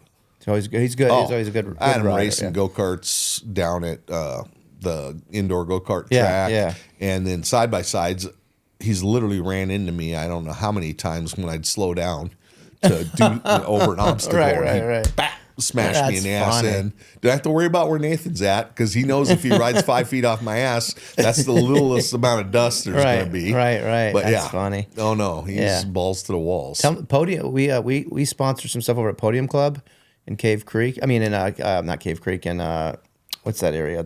Casa Grande. Yeah. And they do track days out there where you can learn, and there's different levels, and it's a great track. That would be something he would. That's the way probably to get love him to do. make sure you get him that education of the track, Yeah. and then he can really open up that bike to its full potential. Yeah, well, I don't really want him to open that bike to its full potential, but yeah. Better to do it on the track than out on the road. Oh, there's no question about it, and that was why I was going on the advanced. Yeah. But he is he's a gearhead, that's for sure. That's cool. So you never got into like sports cars or anything? I mean, I know you like to go fast at off-road. Never got into that No, I on-road had thing? I liked classic stuff. I had that '72 Chevy C10 that had a big block blower motor in it for probably 15 years. Nice. And then I got that '67 Bronco that stretched Nice. 4-door. And I never got in the sports car thing. And it's ironic because I went and done the Miller Russell driving school at Yeah. Amphibian Raceway. Had an absolute blast doing that. Got pretty fast. Yeah. Actually went with Ray. Yeah, he's a big guy. Yeah, Went that's with what I was Ray asking. down to Yeah. his little track setup down there in, what is that, Wilcox? Yeah, Wilcox. Yeah. Showed him who could drive. Nice. And surprised him Oh, a little sure, bit yeah, because yeah. I passed him on the first lap. So, it's just, I had a shifter cart back in the day. I Sure. love doing this stuff. Yeah. But the exotic stuff just Yeah. was never my jam. That's all right. Yeah. I thought, it's just, I like to be a little more low key than that. Sure. Or I like to build it and make it cool. Sure. And exotic cars, pretty much, that's the problem right now with the new side-by-sides. They're so done and so cool. Right. When they roll off the floor, there's really not a lot to do. What would you? I mean, if I was to go out and buy like that new Can-Am, what do you do to it? Like, what's Obviously Cage? stereo doesn't have in it right now. I'm always about a cage. Yeah. I just am. And it's not because I don't think the OEM one's safe, because I know the one on the Mav R is extremely safe. Sure. I've seen it upside down at a very high Personally? speed. Not me driving it, but yes, right in front of me. Yeah. And it works. Yeah. I just like the style better. Yeah. I've designed a ton of cages that we've put on different vehicles over the years, and Cool. I had a cage on my 2-seater Mav R, and I just drew up the one that I just did on my new Yamaha R Max and sent it over to Jason at AZP and had him build the cage for me the way I wanted it. And Cool. they're actually doing light tabs on it today to Nice. put my KC lights on the front. And Do you just when you do all these customizations, do you just then put it on the floor and someone else buys it after Yeah. you're done with it? Yeah, I'll depreciate it down for the 12 months that we had it and make a reasonable price for a customer. And Nice. I'm debating if I it go. want to buy it or not want to buy it, because on the one hand, you want to buy it because it's cool, and it's all done up. On the other hand, I don't know if I want to buy it based on how much you beat it up. Yeah, but you can really... Well, It's worn in. Yeah. It's broken. But, it's not broken. Right. There's a It's a difference. Yeah. That's fine. And you take stuff like the utility ones, more like my Defender. Yeah. It's not getting, thumped on like Right. a Mav R would. Of course. But then again, they're made to do Right, that. they're made to be. Yes, They're engineered and designed to do 100%. that. So, Yeah. I mean, That's the one I did the backflip in Moab at Devil's Bathtub, Yeah. that one you might not want to purchase. Where's the but best place you've taken side by side? Moab, by far. Yeah. Oh, not even close. We got to do that one these days. Moab I do it all, yeah. is by far and away, and if you guys ever want to do that ride, I'm in. I know that area very well, and we usually crank out 3 rides in a day. Nice. So like you'll do Hell's Revenge, Fins and Things, Porcupine Rim, all the way to the top. There's a spot where you sit and have lunch and look off, and it's a 2,000-foot cliff straight down, and there's this like Christmas tree farm down below you. Yep. But then we leave from there and go up all the way into the LaSalle Mountains, and there's a little alpine lake up there that is crystal clear, full of trout, and it's probably, I don't know, maybe an acre lake. It's not big. And half the time we can get to it and half the time we can't because either the snow's still 3 feet deep or there's a whole lot of downed aspen trees. Yeah. Yep. So last couple times we've actually taken a chainsaw with us Cut your way and cut our way in until the snow got too deep we couldn't go. Yeah. Wow. I shot my first deer in the LaSalle Mountains. That's a great area. You've done Lions Back then. Mm-hmm. So you know how everyone takes a Lions Back long way up? I rolled a Chevy Blazer trying to go straight up Lions Back. Yeah, that'd be a little too steep for that one. Yeah. You know what? It You was live to tell funny. a day, another day. We put it on its top and then got it out and it was okay, flipped it over, and then the guy who actually owned it took it straight up it. Yeah. He just had the ability and the knowledge that I didn't have. He's like, go ahead and try it. And he knew I was going to tops it, Yeah. and nope. Whoop. Yeah. That's how often Yeah. you go. We were going every single year when they had the UTV rally there. Yeah. But they moved that to Sand Hollow. Yeah. Okay. Because of the grief they were having with the Well, locals Sand Hollow's in not. Moab. You've got also that guy who's huge on YouTube. What is it, Matt's Rescue? Yeah. Who he's right based out of there. So I think the benefit of Sand Hollow. I spent a lot of time at Sand Hollow on the lake there. I love, It's a great love little Sand lake. Hollow Reservoir. Is they have more people to help and support for the amateurs who don't know what they're doing. Agreed. When you get to Moab, you get way back in there. Yeah. You're now $5,000 to get someone to tow you out unless everyone's with you can help. Wow. Where Sand Hollow, you're still spending a good amount of money, but You're not far away. you're not far out. When I of did it the all. backflip in Devil's Bathtub, that was experience. Oh, I that was us doing a lot of work. Yeah. To go and I ended up cutting through on a little trail, and we actually had to cut the fence to go into Slick Rock parking lot, and then we put the fence back together because that was a mile going that way, and the other way was the nasty downhill And you were busted up. and I was busted up bad. Wow. I had tendonitis in my left arm from holding the steering wheel straight for almost Jesus. 2 years after that from getting towed out of that thing. Wow. And the funnest place, though, I've ever ridden by far is called the Barracks Trail. Okay. And that Barracks Trail is about 45 minutes outside of Sand Hollow. Mm-hmm. And you go into Arizona and then right back into Utah. I think it's at Arizona City or whatever. It's that little town that's right there. And I think it's in Zion. But there is a trail. That trail goes in about 2 miles and then it drops down, and it is literally a luge run Wow. for about 5 miles. Just 6-foot bank turns. Oh, that sounds like fun.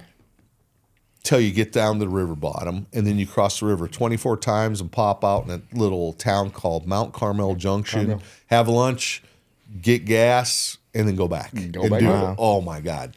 gotta The do funnest ride. I can't pry the smile off my face when I do that. You got to ride. tell me next time you And the go. scenery is just stupid. Yeah. And I love, my favorite place to stay is definitely at Sand Hollow Resort. We rented one VRBO to house, played golf one day, rode one day, rented a boat one day, and played with jet skis. Just had absolute gas. We do the same thing. My uncle has a condo there. Yeah. At the resort. So as you drive it, and the resort's up where the clubhouse and everything is.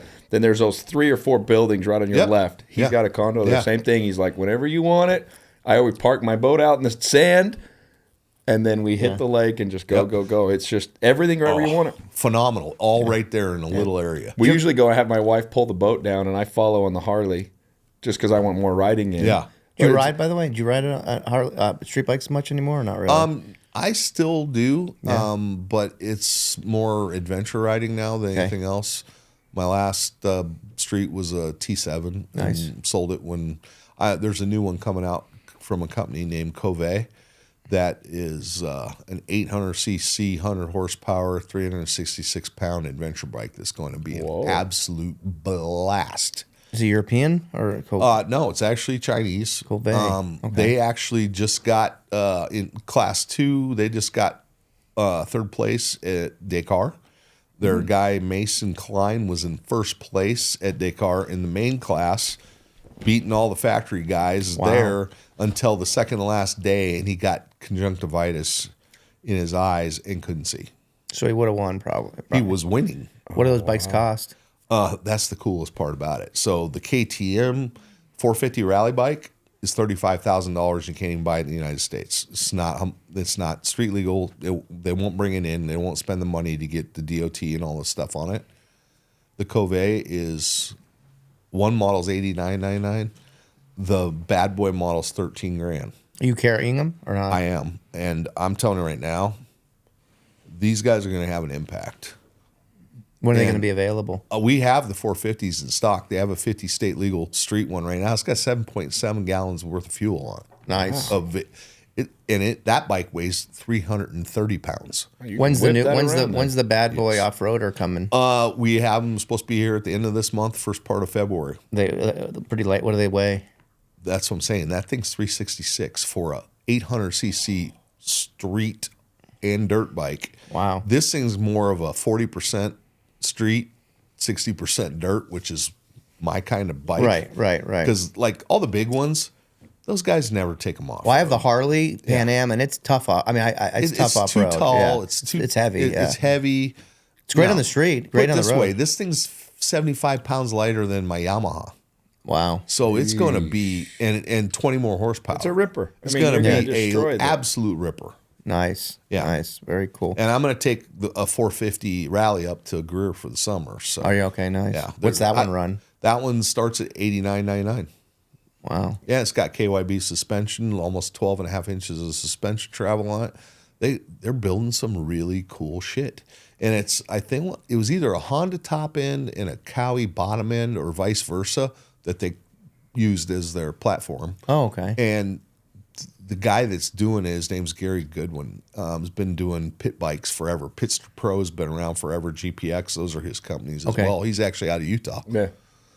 Just good stuff. Yeah. Small, but they got an opportunity. They got a 450 inline 4 sport bike coming out. They've got some cool stuff coming. That's cool.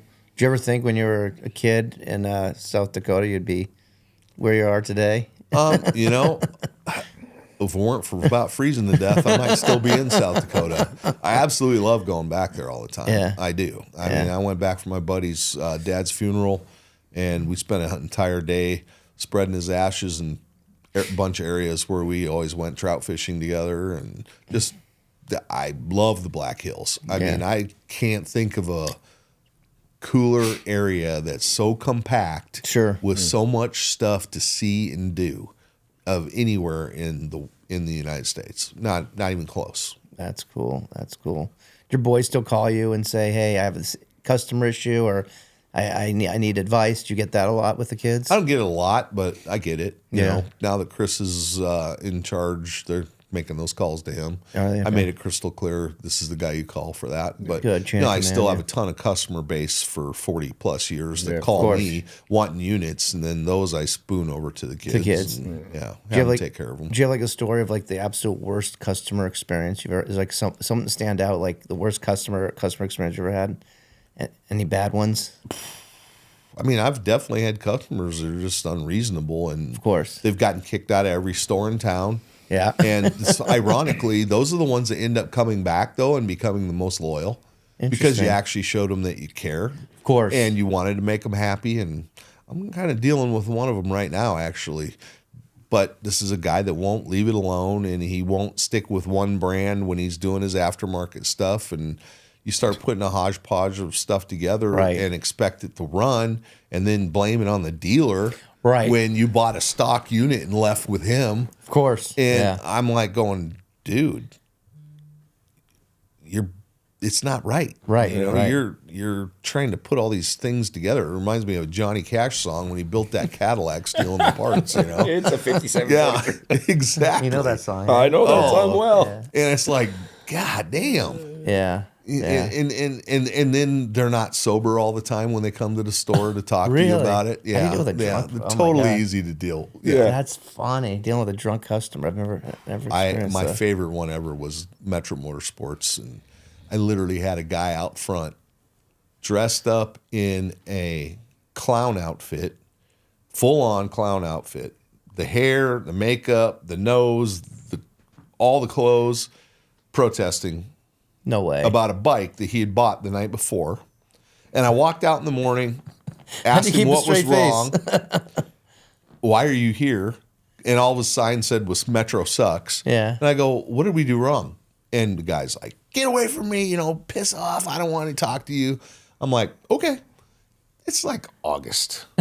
So at about 1 o'clock, I'm watching this guy's makeup drip down his face. And he's like, I put one of my guys out there in an outfit. We went and rented an outfit. Oh, just to fuck with him. Oh, that's awesome. And made a sign that said Metro Rocks. That's and had him walking funny. back and forth. And we have more customers because there was a big O tire on one side and a Jiffy Lube on the other side. And they're literally walking in going, what's up with this guy? And I'm like, I don't know. He won't talk to me, And That's finally I go funny. out there and I tap him on the shoulder and I hand him a water.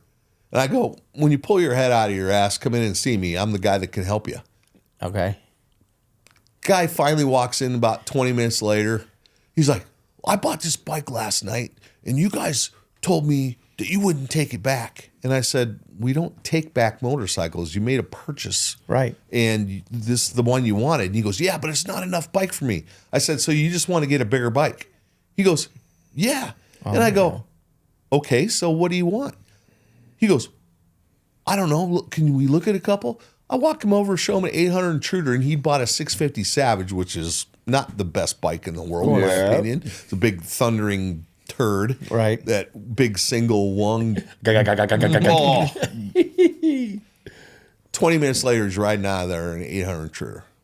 Have you talked to him? Did you talk to him after that or not? Oh, he was in all the time. He was So- happy as. But my sales manager did his job and told him, no, I don't take the bike back. Right, Well, he right. didn't do anything. So he just literally went home, put all his shit on, came back and was going to The best part is he had it all right. That's awesome. that's what he did for a living. Oh, okay. Oh, he was there's- a clown. There's He was the a clown. connection. That's funny. Yeah. That's crazy. Well, that's a good story. That's a crazy awesome. customer And he story. may have gotten a drive-by with a couple of my employees with some paintball guns. And that was the final deciding factor for him not to stand out there anymore that day. That's funny. I can imagine how that went. You're sitting in your office, and here come two employees. Go, hey, we got an idea, and we just need you to say yes, but forget we were ever here. You don't know us. We'll be Yeah. back in an hour, but watch Yeah. the windows. Yeah. Ironically, we had literally been the night before to the paintball gun Oh, that's- place by Shooter's World down off of Indian that's School funny, when it was yeah. open. So they still had all their shit. Oh, see, my that's the God. good old days, Oh, right? You do that now. Oh, you'd be sued. Oh, You'd be dude. sued. Yeah. We had kids that were stealing dirt bikes from us at Metro, and we sat up on top of the building one night, and same thing. We lit them up with paintball guns. They were and stealing they dirt were stealing bikes? dirt bikes, and they were throwing a grappling hook over and hooking the frame and pulling it to the metal fence and just pulling it up over the fence and taking off. Oh my God. And we lit them up. They took off running through the field behind the place, and the cops were sitting there waiting for them and Good. busted them. And they were rich kids. All of them were. of Dad showed up the next day. How much did they steal? Wrote us a check out for like $43,000 to pay for all the shit that they'd stole. Wow. Yeah. Just bored. They were bored. That's unbelievable. That's a crazy Yeah. story too. I'm Yeah. sure you got a million. Oh my God. A million crazy It's stories. funny because my wife's like, you need to write a book. Yeah. And I'm like, oh, I've seen some dumb shit. There is no doubt Sure. about it. Had a guy arrested, bought an XR 650L from us, so intoxicated that we called the cops because we told him we'd deliver it. He couldn't stand up. Oh my God. And we literally called the cops, and the second he pulled out on the Bell Road, they arrested. arrested his ass for a DUI. Did he ever trade the bike in? Sorry, I have a license anymore. He couldn't stay. He fell over 3 times in the parking lot. And I'm like, dude, Can't drive. you can't drive. No, that's You sure can buy a motorcycle though. Yeah. We'll sell That's it to you. crazy. We'll sell it to you, but That's I offered crazy. to deliver it, and he wouldn't do it. That's crazy. But I didn't want him out there. No. The hurting back himself rooms or of the someone else. motorsports That's industry. crazy. So before we wrap it up, obviously you've had quite, as Lionel said, the lasting impact on motorsports. You've done a lot, sold a lot of bikes, helped a lot of people out, lived a good life. How would you like to be remembered? Your legacy. If someone were to say, Bill, what's the legacy you want to leave? How if someone were to, your eulogy, like Carter's, they're doing Carter eulogy today. Not that I want you dead, but what would you say? He had fun doing what he did for his entire life, and he made a hell of a lot of friends. Well said. That is well said. Amen. Well said. Got anything else? Sheesh, I don't know how I want to sit down and start reading this book is what I want. I want to go ride with them, man. We've been I talking want about the it for stories. years. You got to let us know if we can go. we want yeah. to go do some side by side. I'm all about it. I'm going to be you. in Greer all summer. All right. Well, I'm definitely gonna hit you up. I may be. Somebody's got a nice unit. I may they could be in run. to do Yeah, I I know. may be in to do a trade my wife's gonna kill me for saying this, but I may be in to do a trade with you from a 4-seater to a new 2-seater. Yeah. They're just more fun. Yeah. I mean, I couldn't wait for my kids to get old enough to actually go operate a 2-seater Yeah. as well, because Yeah. I'd way rather have 2 2-seaters out there flogging than Yeah. one 4-seater. Yeah. Because I know they're bored because, they Send them drove back it and there, had yeah. fun. Right. Hell, the first time I let Nathan drive my 4-seater, he put it on side. But 5 minutes before that, I was telling him how good he was doing because he was freaking Ripping it, sprint carring around the corners. And then I'm like, dude, don't get on the brakes going in this turn. That's right. Stay in the throttle. And he tapped the brakes and The rest is off the history. side. The rest is history. Yeah, I did that once in the sand dunes with my wife, and I learned my lesson about not riding at night in the sand in Glamis. Yeah. Nothing good comes from riding at night at the dunes. Yeah, I no can more. tell you that's a 4 a.m. trip every time. Yeah. I'll be back in a couple hours. Yeah. No, you won't. Yep, you're stuck. Because one of your buddies is either going to get stuck, Yep. going to blow a belt, Yep. going to break something, Yep. or you're going to yard sale, and then you're in trouble, You're spending the money on that snowcat to come get your ass Right. and tow you back, and that's about $2,500. Or you're headed to the hospital. Or you're Yeah, headed yeah. to Brawley Yeah. Hospital. Yeah. That's a great place.